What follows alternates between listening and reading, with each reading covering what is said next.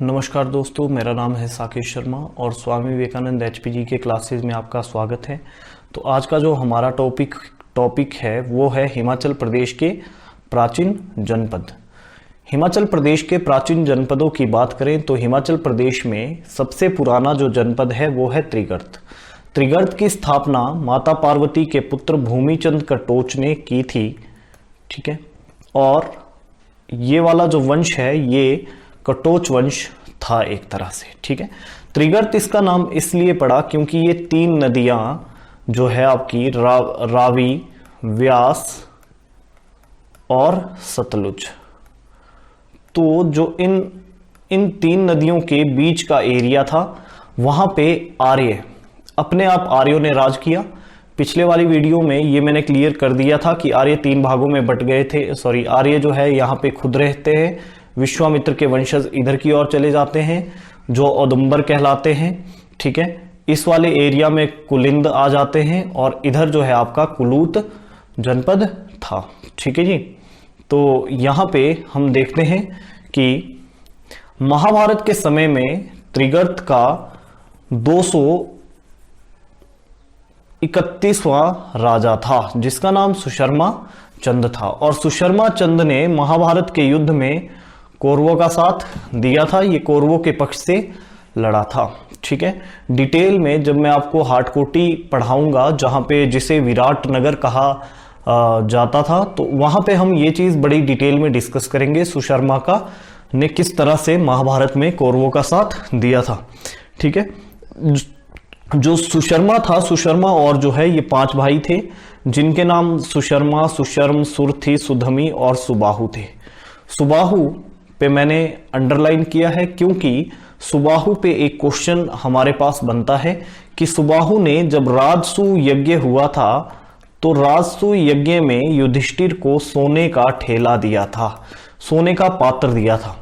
तो यहां पे जो त्रिगर्त जनपद है, याद रखें हिमाचल प्रदेश पे राज करने वाला ये पहला जनपद है या पहला जनपद माना गया है। इसके अलावा सूर्यवर्मा, कृतवर्मा और धृतवर्मा, इन 5 भाइयों का विवरण भी हमारे पास जो है वो महाभारत में आता है कृतवर्मा का, ठीक है। त्रिगर्त वालों ने जो मुद्राएं चलाई, यहां पे जब हम इन जनपदों को पढ़ने वाले हैं तो इसमें सबसे इंपॉर्टेंट इनकी मुद्राएं, इनके सिक्के रहने वाले हैं।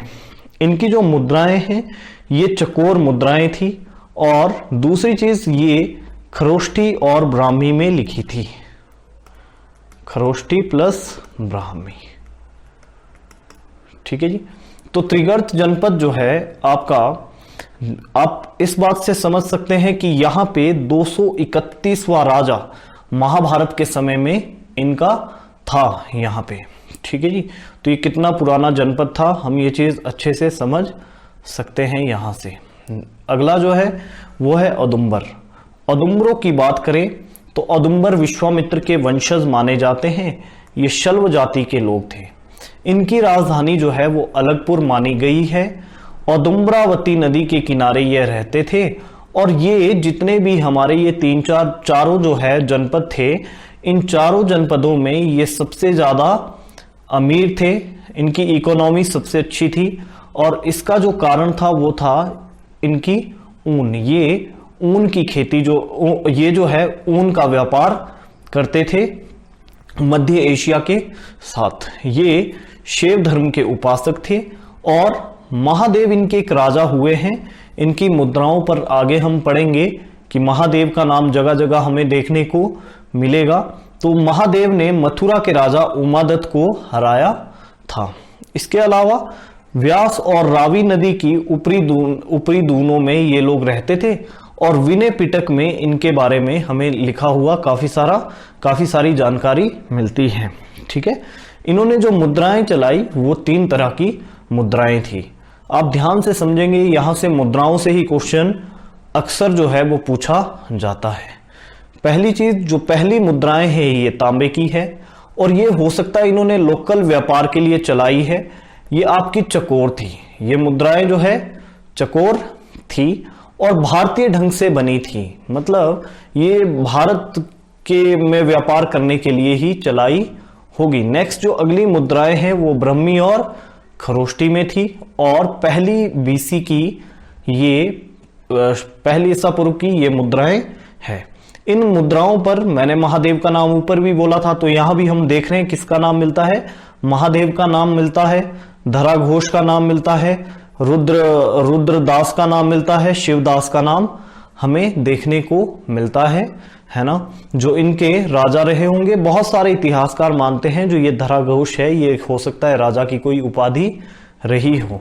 नेक्स्ट आगे, ये इन मुद्राओं पर वृक्ष, हाथी, 2 मंजिला इमारत और त्रिशूल का चित्र जो है हमें देखने को मिलता है।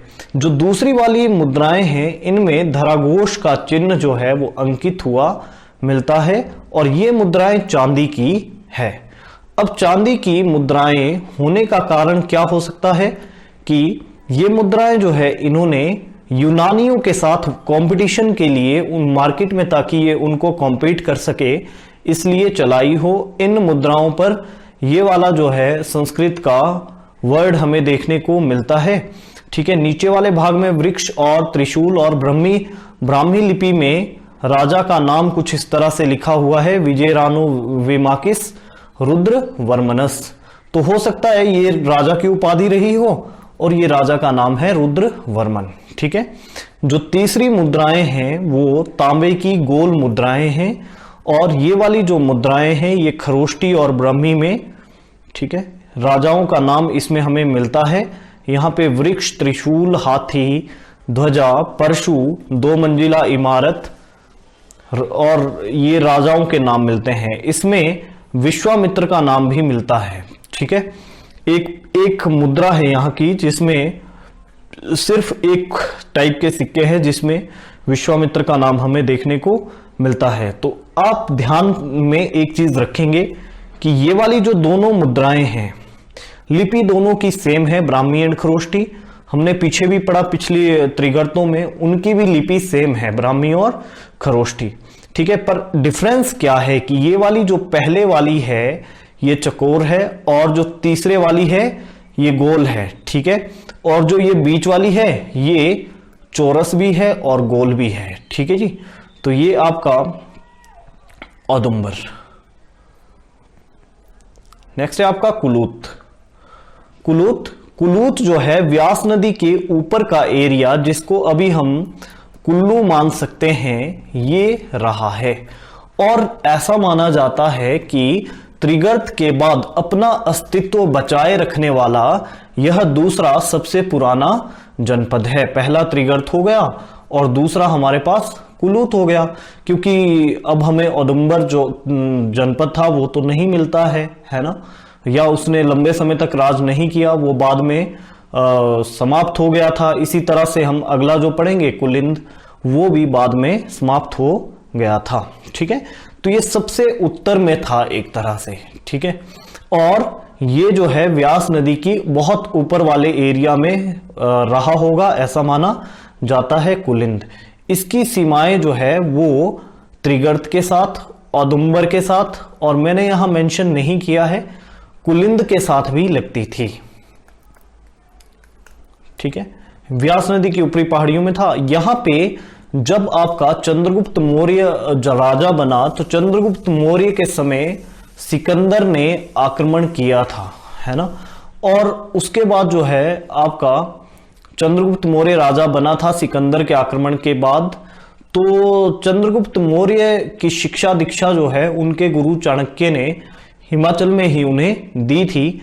तो कुलूत का जो उस समय राजा था उसका नाम चित्रवर्मा था और चित्रवर्मा की मुद्राओं पर नृपस्य कुलूपस्य वीरयश लिखा हुआ है और उसने चंद्रगुप्त मौर्य का विरोध किया था।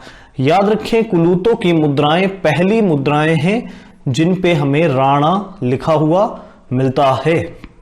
कहीं पे हमें नृपस्य मिल रहा है, कहीं हमें राजन मिल रहा है ना, कहीं हमें महाराजा मिल रहा है, पर जो राणा वर्ड है ये पहली बार हमें कहां देखने को मिलता है, ये मिलता है कुलूतों की मुद्राओं में। फिर है कुलिंद, जैसे कि मैंने पहले भी आपको बताया है कि कुलिंद जो है आपका ये खशों के वंशज माने जाते हैं।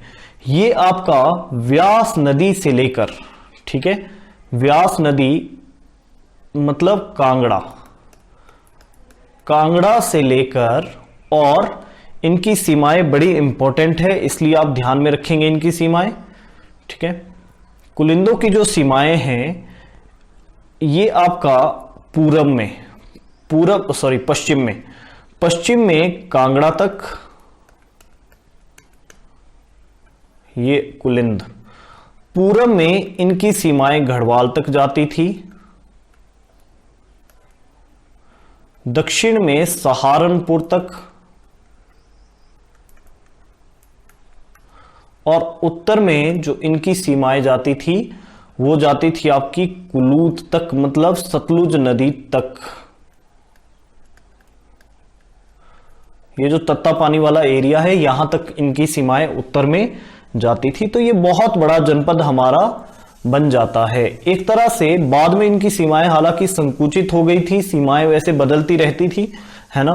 तो यहां पे अगर हम आज की डेट में देखें तो शिमला, सोलन और सिरमौर, ये तीनों डिस्ट्रिक्ट जो है आपके कुलिंद एरिया में आते थे। कुलिंद जो है खशों के वंशज रहे हैं और वर्तमान में इन्हें कनेत कहा जाता है, ठीक है जी। तो कुलिंदों के बारे में आगे हम पढ़ते हैं।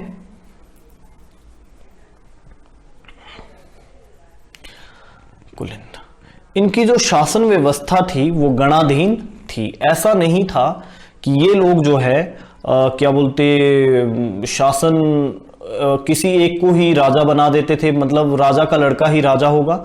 ये राजा का चुनाव करते थे, ठीक है। कुलिंद जनपद छोटे छोटे कबीलों में बटा हुआ था जिसे मवाना कहा जाता था। क्या कहा जाता था उसे? मवाना टाइप। और इनका एक अलग सरदार होता था। तो हम महाभारत के युद्ध में देखेंगे कि महाभारत के युद्ध में ये लोग जो है दोनों पक्षों से ही लड़ते हैं। महाभारत के युद्ध में जब ये दोनों पक्षों से लड़ते हैं तो एक पक्ष मतलब कुछ मुआने जो है, कुछ सरदार जो है लड़ते हैं कौरवों की ओर से और कुछ सरदार लड़ते हैं पांडवों की ओर से। तो जो आपके कौरवों की ओर से लड़े थे, महाभारत का युद्ध होते होते कौरव जो है वो 100 भाई थे, वो 40 मारे जा चुके थे युद्ध होने तक, इसलिए वो बचे थे 60 और पांडव जो है वो बचे थे 5। तो जो कौरवों के वंशज है वो कहलाए शाठिड़ या शाठा या शाठी, शाठड़, शाठा या शाठी। और जो पांडव थे वो कहलाए पाषाण या पाशी या पाषाण या पाशा। तो शाठा पाशा परंपरा आज भी हमें इस एरिया में देखने को मिलती है और इनके जो है वो महाभारत के सम्मान में या इन शाठा पाशा के सम्मान में आज भी एक युद्ध नृत्य करते हैं जिसका नाम है ठोडा। तो एग्जाम में बड़ी बार ये क्वेश्चन आया है कि ठोडा नृत्य कहां मनाया जाता है, तो इसका आंसर क्या आएगा? सिरमौर, ठीक है जी। तो ये दोनों ओर से ध्यान में रखेंगे हम लोग, महाभारत के युद्ध में दोनों ओर से ये लड़े थे, ठीक है। तो महाभारत के युद्ध के समय इनका राजा भी आप सबको ध्यान में होगा, मैंने अभी पीछे त्रिगर्त में डिस्कस किया है, सुबाहु। व्यास नदी और यमुना के बीच का ये जनपद रहा है, ठीक है। हाँ, एक और चीज, कुलिंद इनका नाम क्यों पड़ा? क्योंकि ये जो है यहां पे उत्तराखंड गढ़वाल में एक पर्वत है जिसका नाम है कालिंद पर्वत, और कालिंद पर्वत पर जो पेड़ पाए जाते हैं उनका नाम है बेहड़ा के वृक्ष। बेहड़ा के पेड़ों को कालिंदी वृक्ष कहा गया है, कालिंदी वृक्ष कहा गया है ना। इसी बेहड़ा वृक्ष के कारण जो है इनका नाम कुलिंद पड़ा था। और यही इस कालिंद पर्वत से नदी निकलती है जिसका नाम है कालिंदी, और कालिंदी हमें पता है, मैंने पहले ही डिस्कस कर दिया है, कालिंदी हम कहते हैं यमुना नदी को, ठीक है जी। तो औदुंबरों में भी ये चीज मैं नहीं बता पाया था, औदुंबर भी एक पेड़ का नाम था, है ना, इसलिए उन्हें हम औदुंबर कहते हैं, विश्वामित्र के वंशजों को, ठीक है जी। तो इनकी जो पश्चिमी सीमा थी, जैसे मैंने बताया, ये यहाँ पे थोड़ा गलत हो गया है। पश्चिमी सीमा जो है इनकी वो तापमेवा थी। इनकी मुद्राएं मिलती है तापमेवा में, और क्या बोलते हैं, ज्वालामुखी में। तापमेवा हमीरपुर में है, ज्वालामुखी कांगड़ा में है। तो मतलब कांगड़ा तक इनकी सीमा जाती थी। दक्षिणी जो सीमा है इनकी वो सहारनपुर देहरादून तक जाती थी, ठीक है। और यहां पे सीमाएं मैंने पहले ही डिस्कस कर दी है, इसलिए हम इनकी ये वाली चीज नहीं करने वाले हैं, ठीक है। इनकी जो राजधानी रही है वो रही है सुगाह। ऐसा माना गया है कि इनकी राजधानी कभी सिरमौरी ताल हुआ करती थी। ये भी एक मान्यता है कि इनकी राजधानी सिरमौरी ताल हुआ करती थी और इनकी राजधानी सुगाहा भी थी। मैंने बताया कि ये कुछ कौरवों की ओर से लड़े थे, कुछ पांडवों की ओर से लड़े थे। यहां पे आज भी शाठा पाशा परंपरा है। इनकी मुद्राओं पर जो है वो बहुत इंपॉर्टेंट है। मृग, अमोघ, मृग की एक साइड से आकृति है और लिखा हुआ है अमोघ भूति। अब अमोघ भूति का अर्थ जो है वो है सर्वत्र विजय या सर्वस्व विजय। तो अमोघ भूति हो सकता है एक टाइटल हो, और ये भी हो सकता है इनका कोई राजा रहा हो। इनकी मुद्राएं जो है वो दो तरह की है। जो पहले वाली मुद्राएं हैं वो चांदी की है और तांबे की है, और उन पर जो है आपका खरोष्टी और ब्राह्मी में लिखा है। इनकी मुद्राएं तापमेवा हमीरपुर, ज्वालामुखी, अंबाला, सहारनपुर और देहरादून में मिली है। 1000 मुद्राएं जो है वो सुमाड़ी गांव में हल चलाते हुए इनकी हमें मिलती है। इनकी मुद्राओं पर लक्ष्मी, मृग, छत्र, चक्र और अमोघ भूति लिखा हुआ मिलता है, जो ब्राह्मी में लिखा हुआ है। तो याद रखिए, अमोघ भूति पूछ सकते, एग्जामिनर पूछ सकता है कि हमें किस लिपि में लिखा हुआ देखने को मिलता है, तो उसकी लिपि है आपके पास ब्राह्मी। दूसरी तरह की जो मुद्राएं इनकी है आपकी, ये तांबे की है, और इन मुद्राओं पर सुमेरु पर्वत, स्वास्तिक, नंदी के पांव और वृक्ष बना हुआ है। ये संभावना है, ये माना गया है कि ये जो वृक्ष है ये देवदार का वृक्ष है। इसके अलावा इनकी मुद्राओं पर जो अग्रभाग है उस पर त्रिशूल बना हुआ है, और बाद की जो मुद्राएं हैं इनकी उस पर शिव और कार्तिकेय अंकित है। तो कुलिंदों ने जो है, कुलिंदों ने और अर्जुनायनों ने और पंजाब के यादवों ने या फिर योद्धाओं ने मिलकर जो है वो यवनों को हराया था। तो इससे हम समझ सकते हैं कि कुलिंद जो है वो आपका कितना बड़ा जनपद रहा होगा। तो ये वाली वीडियो जो है हमारी बहुत इंपॉर्टेंट थी। इस वीडियो से भी एग्जाम में क्वेश्चन आने की बहुत ज्यादा संभावना रहती है, प्रीलियम और मेंस में। याद रखें, कुलिंदों की एक चीज और इंपॉर्टेंट है कि कुलिंद जो है आपके, ये या फिर खश हम कह सकते हैं, अगर एग्जाम में आता है कि किस में 3 देवता होते थे, गृह देवता, घर का देवता, ठीक है, ग्राम देवता और इष्ट देवता। तो वो किस में है? खशों में, ठीक है। गृह देवता, ग्राम देवता और इष्ट देवता वो खशों में हो सकते हैं, और अगर ऑप्शन में आपके पास खश नहीं है तो वो डेफिनेटली किस में है? कुलिंदों में। आज की क्लास में इतना ही। अगली क्लास हमारी बहुत इंपॉर्टेंट होने वाली है, क्योंकि हमने पढ़ा कि त्रिगर्तों के समय राजा जो आपके सुशर्मा थे उसने क्या बोलते कौरवों का साथ दिया था। कुलूतों का विवरण भी हमें अर्जुन की यात्रा में देखने को मिलता है। इसके अलावा औदुंबरों का विवरण भी हमें महाभारत में देखने को मिलता है। और कुलिंद जो है आपके, इनके राजा सुबाहु ने तो युधिष्ठिर को सोने का ठेला दिया था। तो अगली जो क्लास है हमारी वो है पांडव और हिमाचल प्रदेश। जो अब नेक्स्ट क्लास है इसका किसी भी बुक में ये टॉपिक हमें देखने को नहीं मिलता है, और ये बड़ा इंपॉर्टेंट टॉपिक है कि हिमाचल प्रदेश में पांडव जो है वो 13 साल रहे थे, और अज्ञातवास भी अगर उसमें ऐड कर दें तो 14 साल रहे थे हिमाचल प्रदेश में। तो इन 14 सालों में वो कहां कहां गए, किसने कहां कहां तपस्या की, उनसे लेके यहाँ के कस्टम में क्या चेंज हुए, या यहाँ के कस्टम से उन्होंने क्या सीखा। जैसे कुलिंदों से पांडवों ने क्या सीखा, कुलिंदों में एक चीज का बड़ा प्रचलन था, वो है आपका क्या बोलते बहुपति या फिर बहुपत्नी प्रथा। तो पांडवों ने जब कुलिंदों में देखा कि कुलिंदों में क्या बोलते पत्नी प्रथा होती है, तो पांडवों ने भी कुलिंदों को देखकर ही यह प्रथा अपनाई थी। तो पॉलिएंड्री सिस्टम जो हमें अभी भी देखने को कई जगह मिलता है, हालांकि अब धीरे धीरे जो है ये समाप्त होता जा रहा है। ठीक है जी, तो आज के लिए इतना ही।